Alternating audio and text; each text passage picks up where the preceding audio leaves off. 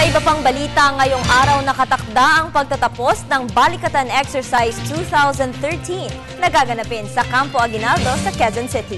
Para sa detalye, balitaan mo kami, Dina Pagibitan.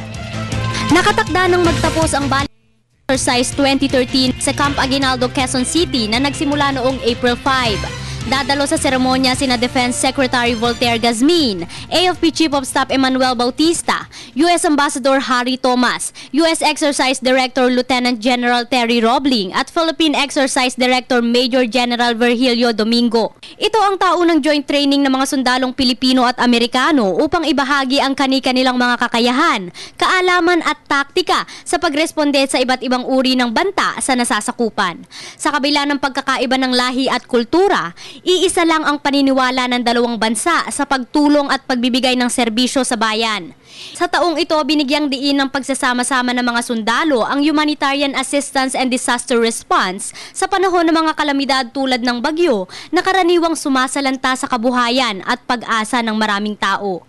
Kaya naman alinsunod sa mga nakalinyang aktibidad ng mga sundalong Pilipino at Amerikano, ipinamalas ng mga ito ang kakayahan sa air movement, exercise, mass casualty, explosion scenario, live squad exercise, jungle survival training. Gayon din ang kanilang engineering capability o NCAP projects tulad ng paggawa ng mga tulay, pagsasaayos ng eskwelahan, pagtatayo ng water hall, pagbibigay ng medical and dental missions at health assistance sa buong bansa. Sa pagpapatuloy ng Balikatan 2013, nagkaroon din ng multinational roundtable discussion ang may 10 bansa kabilang ang Pilipinas upang pag-usapan ang mga humanitarian assistance ng bawat bansa sa panahon ng mga kalamidad. Kabilang din ang kanilang mga nagawa at ginagawang paghahanda sa pagresponde sa mga darating pang natural calamities. Ito rin ang unang pagkakataon na nakilahok ang China sa Balikatan at isa raw itong magandang senyales ng pagkakaisa at pagtutulungan. Tinitingnan din ng pamunuan ang posibilidad na buksan ang susunod na Balikatan sa lahat ng mga bansang nais makilahok dito.